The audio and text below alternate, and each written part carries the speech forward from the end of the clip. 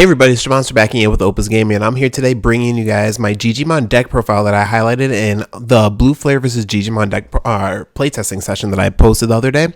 This is a deck that's super close to my heart. It's just a deck that I kind of like came up with and invented. As far as like just my deck profile, I didn't invent the Jijimon archetype, but it's just a really cool deck. It locks down the board. It has some really cool plays, and I can't wait to go through all the different like niche play styles and the things that you want to do with the deck that are just kind of different, right? It's a fun deck, and it's really cool to play into the meta. At the very end, since this video will be releasing on the day that BT13 releases, I'm going to talk about the changes that I'm planning on making to the deck going into the BT13 meta, just to try to bring it up to date. It's basically just swapping out engines in the deck, but it's a lot of what we'll talk about in the deck profile before I ramble on too much. So you guys already know we're on our way to 1,000 subscribers. So if you aren't subscribed, drop a sub down below, leave a like, leave a comment, but we're going to get into the deck profile right now. And we'll kick things off with the eggs here. We're going to talk about all 5 of them since we are playing Mimi in the deck. We are playing a 5-egg lineup. We'll start off with the Digimon. Being able to suspend your opponent's Digimon is just a little bit easier to do than suspend your own in this version of a green good stuff list. So I felt like going with Digimon was just the correct choice. And then we do play a 1 of Tanamon. Being able to draw a card whenever you play a Tamer is actually just a super good and consistent inheritable. So combining both of these, we just want to draw inheritables. I was thinking about playing Argomon originally when we were going through the list, but going with all draw just kind of seemed like the better choice here. So moving from there, we're going straight into our rookies. We've got 4 Terriermon, 4 Pulsemon, and 4 Terriermon. Playing 12 rookies kind of felt like the right thing to do because this is a Digivolve based deck, so all of our lines come from Digivolving, so we always want to see the correct pieces. So having the correct amount of cycle in the deck is really important. And going with these rookies, I just decided we'll talk about Terriermon as well as first. So we are a heavy Tamer and not hybrid, but like Tamer playing, controlling the board, gaining memory through that way. So playing 4 Terriermon just kind of felt right. It fits right in with the strategy, and it always feels good. The inheritable is also very strong. Plus 2k when you suspend your opponent's Digimon, which I mentioned before is something that we do pretty often. So just being able to like boost our DP a little bit as well as control the board a little bit for memory gain is really nice for the Terriermon there. Pulsemon is really nice just because it doubles as a security bomb and then a rookie that can come to your hand and unbreak your hand sometimes. So Pulsemon kind of speaks for itself. I feel like all of the security rookies are pretty consistent, but for a green good stuff style deck, definitely liking the Pulsemon. And then Terriermon was just, it was the best floodgate that I think I could go with, especially playing something out of 4 of that I just want to see consistently. Blocking my opponent's memory just kind of seemed like a really important thing. Going into BT13 with Royal Knights running around, I feel like if I have a really bad matchup into Royal Knights, we'll just swap these out into Pomomons, and that'll be kind of one of the big floodgates for us. But we'll see. We have a couple different options for the green archetype in general, or for the color green in general. But moving on to our level 4s here, we have 4 Kuwagamon. This card is definitely the card that people talk about the most when I'm playing the deck. 3 Ninjamon, 2 Arbormon, and 2 Xromon. So we'll start off with the Xromon because this card is a really old card. This card came out with the Shivamon engine, and spoiler, so did the Kuwagamon actually. So we are playing a Shivamon in this deck. Controlling the good stuff portion of the deck, all of these effects are just good effects. Sometimes when you have like a Quartzmon lock going and your opponent has 2 Digimon and you can only suspend 1 with the Quartzmon, Xromon comes in as a perfect way to get something suspended, or to use just in a regular game state, right? Suspend something down, attack over it with another Digimon. So Xromon is really nice, and it also provides you with a DP boost. And talking about that on top of that Terriermon is just something that we're looking for in green. We always want to get a little bit bigger. So 2 Arbormon, we do play a lot of Tamers like we were talking about also with the Terriermon. So having an Arbormon for game is just really nice. And this kind of just seems like the most consistent Tamer just because sometimes you have to Digivolve over a Digimon. So you don't want to play like the Metal Cabo Terriermon. You don't want to play a Beelzemon, so you bottom deck all your important pieces. So you just play the vanilla hybrid for game just because it's a lot easier. Here is one of the new cards, Ninjamon. This card's inheritable effect says that when you play a Tamer, you suspend one of your opponent's Digimon. So when you're playing out Tamers for free, or you're just playing Tamers on your turn because you have enough memory, using this to suspend one of your opponent's Digimon and then triggering your Gummijimon is actually really nice. So Ninjamon has been performing really nicely. One of the things that you'll notice in this lineup is that we're not playing any of the 1-cost level 4 Digivolves, which is actually a really big part of green's identity. But I just feel like all of these effects were a little bit too good to pass up in the general lock that we're looking to establish. And we'll talk about the lock at the end of the video. And then we have 4 Kuwagamon here. This is just retaliation as an inheritable, but that's something that's really crazy for green because all of our Digimon are suspended all the time, and you really just want to deter your opponent from being able to attack into your Digimon. No, this doesn't out your opponent's Wargreymon stacks and things like that, but that's just one of the few bad matchups that you have for Kogamon. This deck actually does totally fine, though, into Wargreymon in general, so it's not too big of a deal. The level 4s are fantastic. I really wanted to play a high number of them because you don't want to brick on a level, and that's kind of the big thing that you'll see in Digivolve based decks is that like you're winning a lot of the times when you're seeing your pieces. So the 2 1-ofs, which is crazy, and then we have another additional 1-of Digisorption here. We'll talk about the Metal Tyrannomon first because this card is fantastic. When this card comes down, it suspends one of your opponent's Digimons and it locks it down for the turn.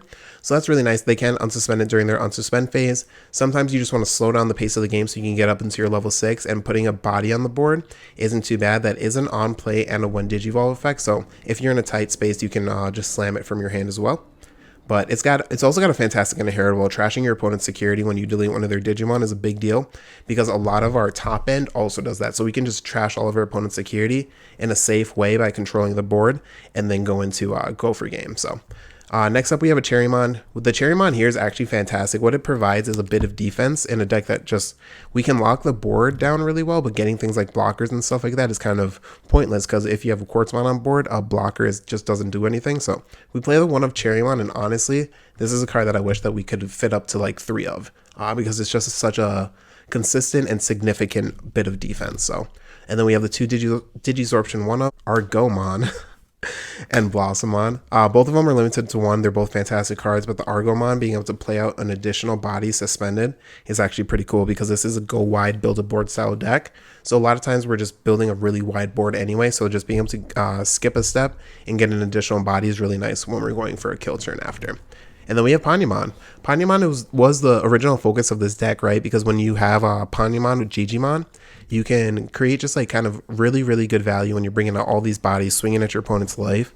And then you give them just a couple turns where they can live. And then after that, you just have too much momentum and you just kill them. So also being able to play down a Tamer for free is fantastic because like you can see with all of our inheritables, it can trigger a lot of effects. So not too much to say about the Panyamon. It's just a really good level 5 lineup. I would say everything leading up to this point has just been good stuff cards, like the best cards in slot for 3s, 4s, and 5s to lead up into this level 6 and 7 package. So we have 3 Shivamon, 3 Jijimon, and 3 Quartzmon. We'll talk about obviously the 6s first. So we'll talk about Jijimon. Jijimon is in here to provide a build-a-board dot card, basically. What you want to do with Jijimon is just start getting things going wide. You want to hit some of your Tamers possibly with the 1 Digivolving effect, but when you declare that attack, you might want to clear a body on board, get a second body on the board, and sometimes you can just go Jijimon, bring out another 5, Digivolve that 5 into like a Shivamon, and then Digivolve your Jijimon into a Quartzmon. And what that'll do is, what Shivamon's effect is, when it's suspended and all of your cards are suspended, your opponent can't use option cards. A lot of times when you're going into Quartzmon and other decks, like if you play Hunters, for example, if you play other green or black decks that have Quartzmon as a top end, which if you are playing green or black decks, I highly suggest just going into Quartzmon as your top end because it's fantastic. But a lot of times what will happen is you put down the Quartzmon, you gain back a bunch of memory, and your opponent plays a big removal option to get your Quartzmon out. Shivamon will protect your Quartzmon from that, and there's a lot of game states where you end up, even if you don't drop the Shivamon on the turn that you bring the Quartzmon out, if you just slam it on the next turn, you just completely lock your opponent out. And on top of what that does for just protecting a Quartzmon while you swing and things like that, is if they do find a way to remove the Quartzmon just by attacking into it, that punishes them for removing the Quartzmon, because now you get all of your Tamers unsuspending, all of those extra little Digimon that you got out with Jijimon can now unsuspend, but then Shivamon unsuspends and trashes one of their security. So it's a nice lock. You really do want to go Jijimon, bring out a free body into Shivamon, and end the turn on a big Quartzmon Digivolve, or you want to spread that play out over 2 turns. That's really what you want to do with the deck. So getting into the Tamers that we're talking so much about, so since Jijimon can bring out Tamers for free, we're playing 2 of the dual Tamer Izzy Mimi, which has been overperforming. This is a card that can go to 3 easily because it's so strong. And then Double Mimi. Double Mimi is just another card that punishes your opponent for killing your Quartzmon, because if you have a Mimi that's locked on your side of the board, that's either an additional attack that they have to worry about, or additional cycle on your side where you can just slam everything into their security. Now you have something in raising that you can threaten with. So Mimi is a fantastic card, and it doubles down on that kind of punish you for removing my Quartzmon playstyle. make sure that those, yep, they look pretty good. And then the last few cards, we have 3 Taiga. Well, yeah, we'll just talk about the 3 Taiga. This is just additional tamer slots. We have 7 tamers. I'd like to run more, but just with how many Digimon we have, it's kind of hard to get into. Taiga's a fantastic card, though. It boosts all your Digimon by 1k, and it reduces your Digivolutions, as well as continually make your opponent punish for removing your Quartzmon. So you just keep on dropping down cards that your opponent doesn't want your Quartzmon to unsuspend and let you go into a really explosive turn on your turn. And if they do, then you get some really, really crazy plays going. So last couple cards, we have play HPD and Samdi Santi. Samdi Santi was originally in to help us deal with some of the more aggressive styles, especially with like War Greymon and stuff when you just need to lock them out of a card. But we have whittled it down to 1 copy, and it's a pretty decent card. I would say that it definitely helps, especially if you drop an early Shivamon. The other thing with Shivamon that's really nice is that if you go first, you go Digivolve 3 into 4, pass turn. On the next turn, if you raise up Digizorb into your 5 and slam a Shivamon, that's actually really good aggression because Shivamon on the next turn, your opponent won't be able to keep up with the Digivolution level.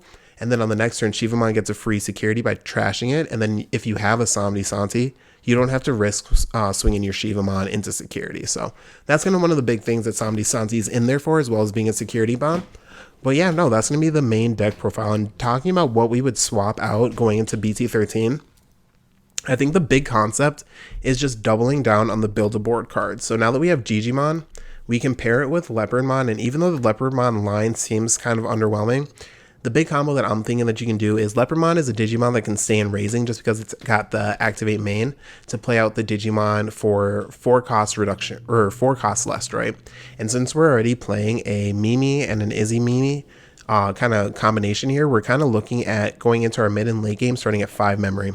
So if you raise up a Leopardmon with 5 memory, and you can play out a Digimon that costs 6, for the level 5 slot. We don't play any right now, but let's say that you play out even like if it was a Panyamon or something like that, right?